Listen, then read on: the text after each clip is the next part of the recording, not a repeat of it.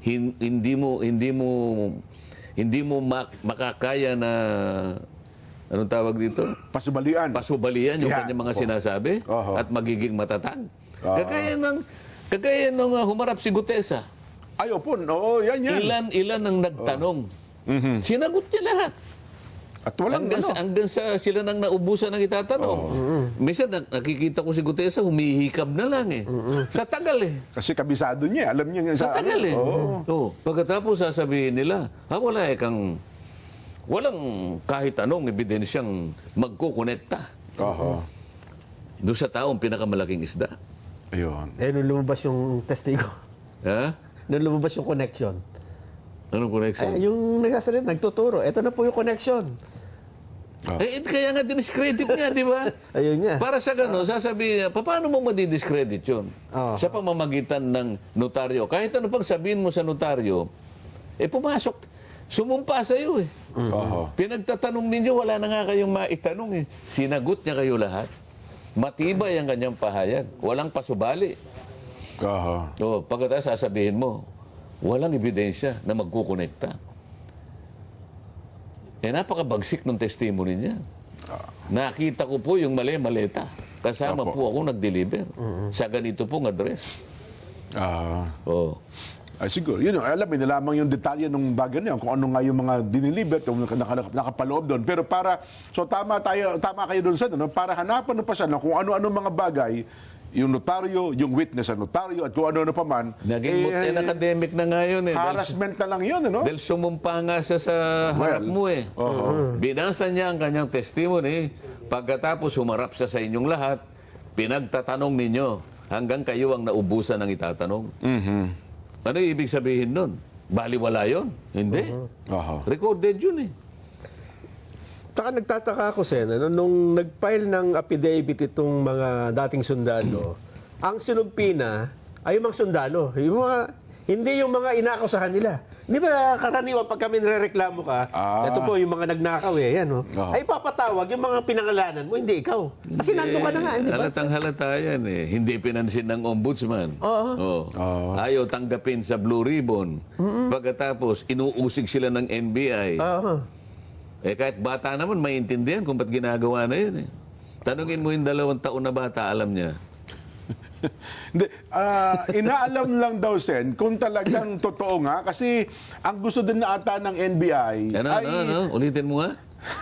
ang gusto lang din po atang malaman ng NBI, Sen, ay yung katotohanan ng kanilang statement. Gusto niya nga isa-isa, bawat kwarto, mag-usap po. Ito bang sinabi niyo dito ay individual, hindi joint, kabuuan? Tanungin mo yung grade 6 na pupil. Naniniwala ka ba? Tanungin mo yung grade 6. Alam mo kung ano isasagot niya? Ayan. Tell it to the Marines. Yun sila nga, Marines nga sila. yung mga Marines nga sila, yung 16 16 na Marines. Hindi. Sabi nung grade 6. Not 1, not 2, not 3. Ilan? 16 Marines. Hindi ba 18 yun? Dalawa daw po, Plus hindi. two Plus two, Army. hindi sundalo. Hindi Marines sundalo eh. Army. Kaya sa Tell it to the 16 Marines. yan, opo. And to ex-military army officers. Ayun. Mapapaniwala pa ba nila ang taong bayan sa ganyan? Ano ang ganansya? Anong pakinabang nung 18 matatapang na kababayan natin na lumabas? Ano magiging pakinabang? Wala po, kahit isa man eh. Totoo, hindi Panganib pakinabang. pa nga Panganib eh. sa Di ba? pamilya at sa buhay po nila. Panganib sa buhay nila. Siguro, kamukha ng ginagawa nila ngayon. Makakaabala. Siguro, hindi natin masabi pa kung anong kahihinat na nila. Dahil lamang sa sila'y lumabas para tumulong, para makita ang katotohanan. Doon mo kukunin yung motibo kasi. Alam mo sa judge, sa korte, palaging nakatutok sa motibo eh.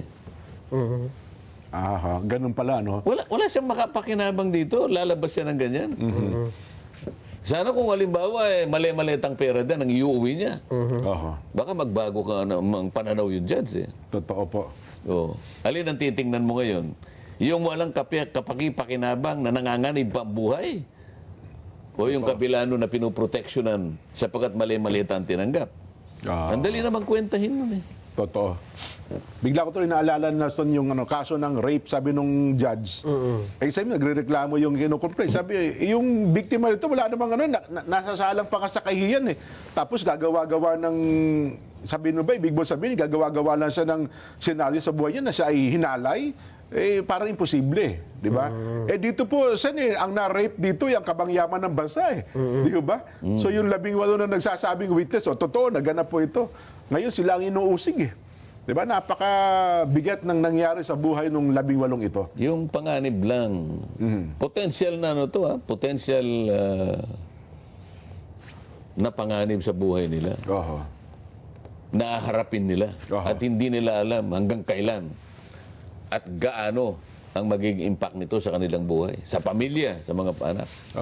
Pero hindi naman natin sinasabi na yung kanilang mga sinabi, yun nga ang buong katotohanan. Di ba? Kasi sabi nyo nga, tatanungin nyo pa rin naman eh. Ibang usapan pa yung kung, kasi nga, kailangan tawagin mo sila. Ayun, pero tama. sa pagtawag lang sa kanila, sa nakikita nating initial na sinasabi nyo ngayon pa lang eh. Oo. Ang dami ng... Imbes na, tingnan mo, ito yung kabaligtaran dito eh. Kung talagang gusto ng pamahalaan at lahat ng ahensya ng pamahalaan na merong interes para sa ganun makita ang totoo, kung paano ninakaw, sinong nagnakaw, sinong nakinabang, bahagi yan ang pananagutan ng pamahalaan. Eh. Di ba? Ang pagkakasabi ng Pangulo, mahiya naman kayo. Ayun, tama po kayo. Di ba dapat makita natin yung mga walang hiya? Doon nagsimula ang lahat eh. Ngayon, merong nagkukusa na tumulong para hanapin ang mga walang hiya. Oy, ba't hindi mo siya tulungan? Proteksyonan mo sila. Yun ang dapat na makita mong una na gagawin ng pamahalaan. Bakit? Tutulungan niya Estado eh. Opo. Manganganib ang buhay niya. Ino-offer niya nga yung buhay niya eh. Ngayon, kung meron ka may tutulong, tulungan mo. Para sa ganon, madali nating mahanap ang mga walang hiya. O anong ginagawa? Imbes na tulungan, hinihiya naman sila ng mga walang hiya. Hindi ba? So, kabaligtaran ng gusto talaga ng Pangulo. Na Kabaligtaran. malaman yung gusto yung sabi ng Pangulo, mahiya naman Hindi kayo. nila pinaglilingkuran ng Pangulo eh. O, sabi ni Pangulong Marcos, mahiya naman kayo. Yan. Opo. Marching order. Anong ibig sabihin? Hanapin niyo yung mga walang hiya. Alam mo, uulitin ko, nung bago ako nagsimula na mag-imbestiga sa Blue Ribbon. Yung unang araw, halimbawa sa Lunes, Opo. Biyernes, halimbawa, nagkita kami ng Pangulo. Ano sinabi niya sa akin? Tama, Sana maipagtagumpay mo yan. Sabi niya sa akin. Naikwento nyo nga sa palatuntunan niya nung mga tagpo na yun. Pumunta ako sa kanya. Alam niya ako ang Blue Ribbon eh. So, official ako nagpunta. At sabi pa nga niya, dun sa PMS, bigyan mo ng USB si Senator. Nabigyan pa kayo ng USB pala. Diyan ka magsimula, sabi niya. Sana magtagumpay ka. Ayun. Paano itong mga hensya ng pamahalan na ito? Yung pagtatagumpay na yon na gusto ng Pangulo. Na gustong mangyari ng Pangulo, kabaligtaran naman ang ginagawa nila. Nako. Sana itong mga hensya na ito, tulungan natin. Proteksyonan natin. Ano pang kailangan ninyo? Meron pa ba kayong kailangan para lalo nyong mailabas lahat ang Yan. mga Yung buong dapat katotohanan. panilabas? Opo, yan. Kung meron kaming may tutulong, sabihin nyo lang. Alam namin, iba-ibang lugar ang pinanggalingan nyo. Meron ba kayong matitirhan? Ayan, Hindi ba dapat ganito ang gagawin ng ahensya ng pamahalaan na merong interes na tukuyin na? Nagtagal na po eh. So dapat pala dito sa kabuuan, dito tayo dapat mag-focus. Kasi Hindi ang ba? laki... Ano yung gusto mong gawin? Akala ko ba kung nasaan ang ebidensya, tutuntunin natin. Ngayon, ang nangyari pala, yung pagtuntun, alam mo yung kabayo na humihila ng karitela? Ay, opo. Kasi sa amin, karitela tsaka kalesa eh. Opo. Yung kabayo, merong takip ng mukha. Po, yung tawag daw po niya sabi ng mga kutsero, tapahoho. Dito. O yung takip sa mata, tapahoho. Ulitin mo nga. Tapahoho. Tapa. Oo. Bakit naglagay ng tapahoho? Yan, oo. Bakit kaya nilagyan? Para kung saan ipaling yung kabayo, doon pa pupunta. Hindi, kumbaga, hindi kung saan natin tingin yung Kung anong direksyon na gusto ng kutsero, Yun po, yun. Oo. at para hindi siya ngayon Nadidistract. nadidistract Oo. dito sa mga dumadaan ng mga nasa jeep, gilid. di ba? Oo. At madali niyang matuntun. Yun, opo. Oh, para kung nang nakita yung kutsero, yun ang may kagagawa ng mga mali-maleta. Bakit? Oo. Isang direksyon lang Oo, yun na nga ho. Hindi nyo pa nakukuha. Tutuntunin natin kung nasa ng ebidensya. O sabi ng kutsero, dito ka pumunta para hindi mo matuntun. Malinis tayo ng landa. Hindi mo nakita yun sakay ko puro maleta ka. Oo nga. Mabigat nga. Pwede ba- Mabigat nga, yun. Miski pa paano mo kwentahin Kung gusto nating matuntun ang mastermind, Oho.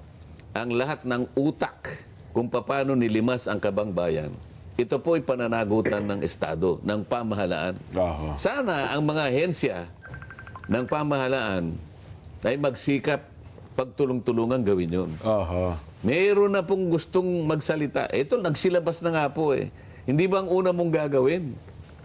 Akuin mo sila. Opo. Tulungan mo sila. Kumbinsihin mo sila. Baka patutulungan ng pamilya Hindi nila. lumabas na sila Oo, bagay. Tama Tulungan kayo. mo na lang para sa ganun. Oho. Kung sino man ang may gustong takutin sila, para yung kanilang sasabihin baka mamaya dahil tinakot sila, magbaligtaran pa. O imbes na ganun ang gusto ng gobyerno Yung mga ahensya naman kabaligtaran ang ginagawa. Oh, mali nga yun. Dapat nga, ang mga kasama niyo pa sa Senado ay magkatulungan kasi yun ang gusto talaga ng Pangulong tuntunin No, Di ba? gumawa sila ng partial report. At ang gusto pa nung Wow. gusto pa ng kutsero pipirma pa ako. Paano ka ako pipirma yan partial nga Nung ibigay mo sa amin, hindi namin maintindihan. Ano bang gusto mong pagawa rito? Wala kang pirma, wala kang instruction. Anong gagawin namin dito? Pangalawa, partial. Sino ang pipirma sa partial report? Sige nga. Meron na rin pong 4. Sa tagal. Di ba may 4 na ngayon, pumirma na rin yung una, si Senator Bam. Tapos meron daw 3 bago ata ngayon. Paano ngayon? Ibig ba sabihin kung mo pumirma na? Halimbawa, may pumirma na. Opo. Para sapat na pirma, para sa ganun maging majority report yun. Paano yung sinabi ko sa privilege speech ko na bakit nilampasan mo itong mga ito, ang mga taong ito? Ibig sabihin, yung partial report mo, yun na yung final report. Itong sinabi ko na nilampasan mo, hindi mo na isasaalang-alang. Paano makukumpleto ito? Well, yun na nga po, Sen. Siguro, no? So, kung...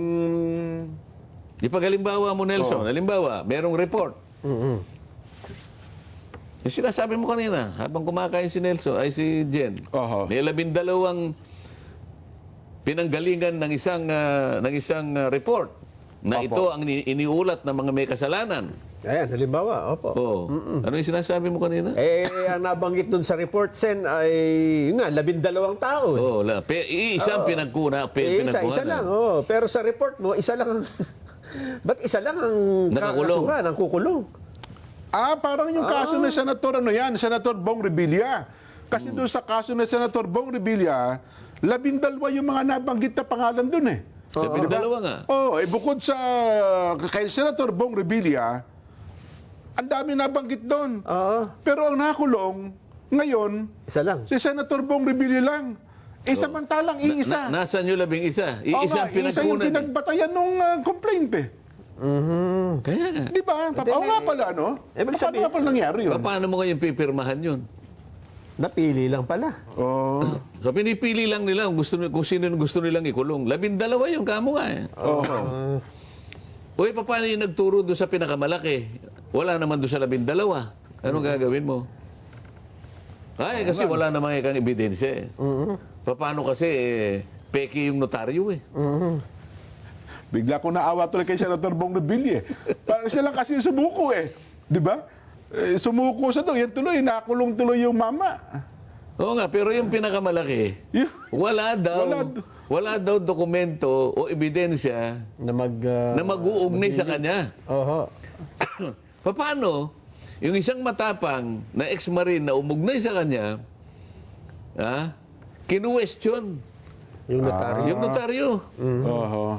Nakalimutan niya, humarap pala sa komite at buong giting na nagsalita, Oho. Nanumpa. nanumpa. Nagpatunay. Nawala na sila ng itatanong. Ibig sabihin, walang kwenta yung kanya sinabi. At bumabase ka sa notaryo. Walang kwenta po para sa kanila, Sen. Doon sa... Yan ang kailangan nating... Diba? Sabagay, alam mo, yung mga kababayan natin ngayon, Yun na lang. Totoo kayo. mabilis na silang mag-isip ngayon. Eh. Oho. Kaya kahit ano pang gawin nila, wala na, hindi na pinaniniwalaan.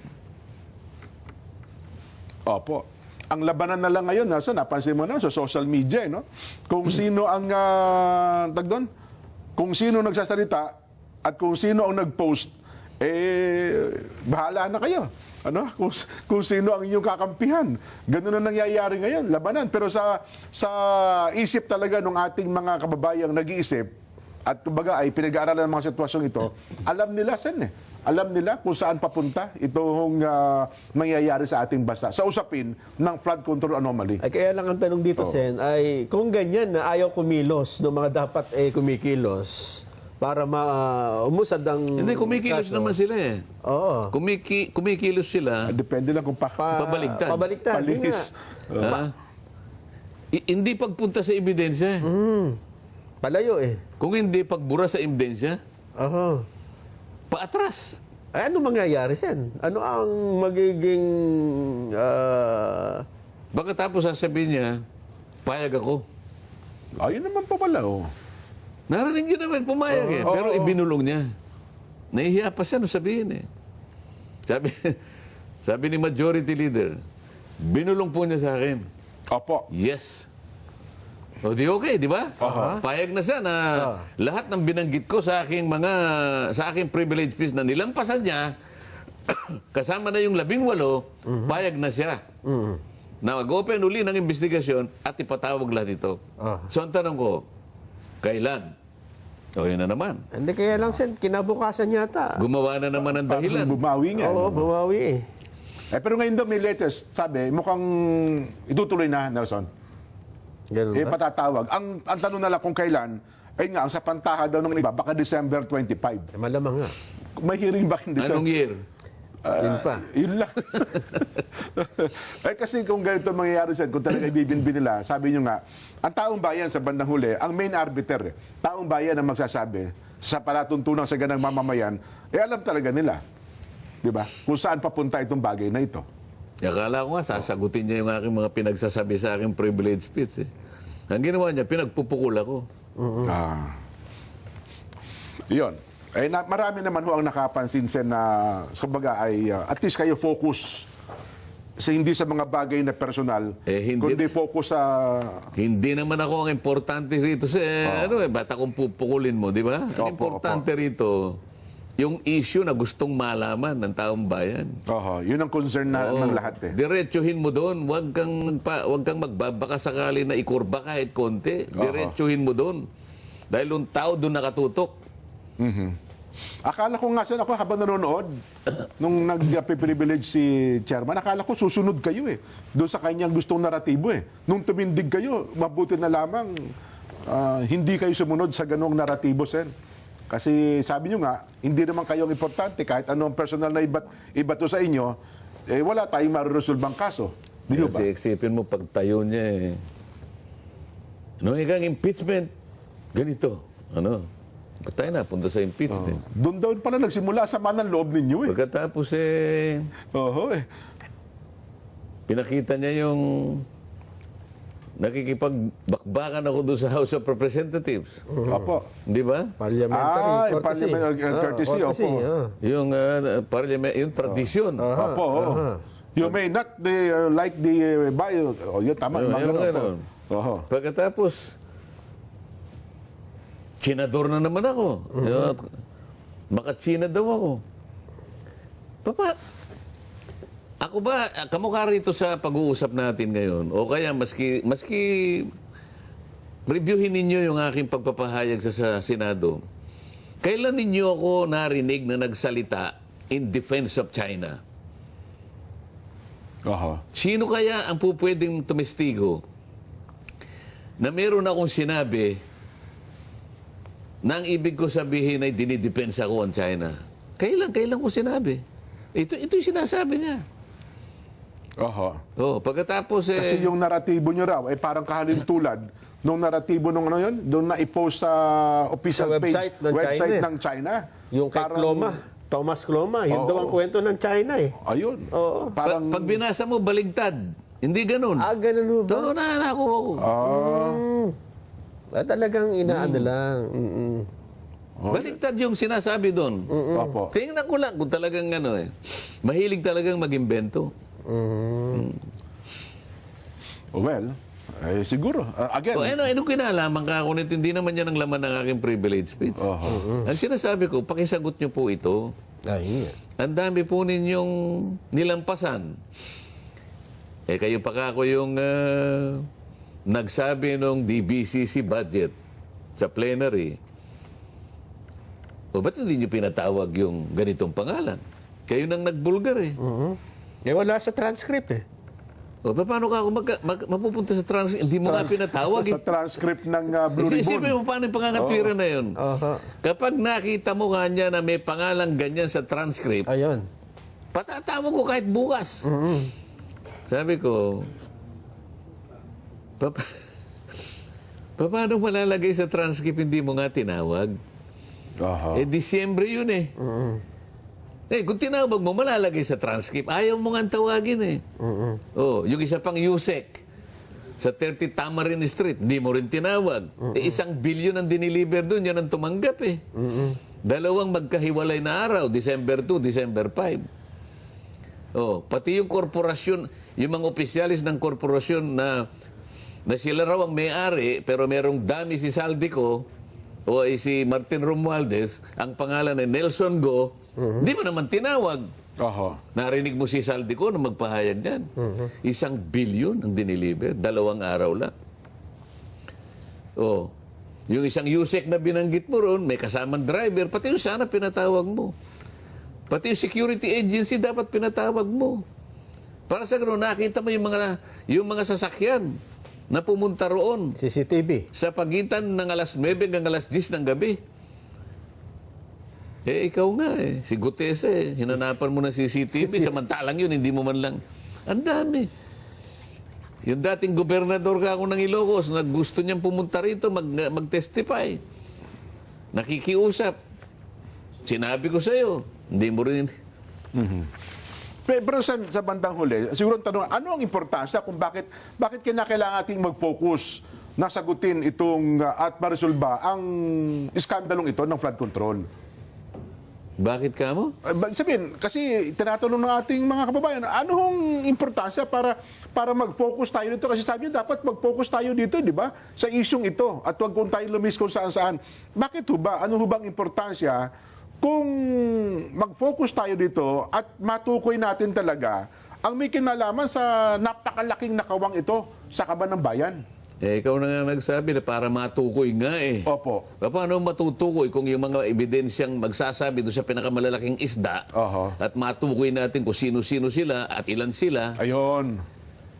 Para sa ganun, maklose na natin, malaman na natin kung sino talagang may kasalanan nito. Hindi ba importante yun? Ayun, yun ang mahalaga sa ano. O siyang nagsabi. Oho.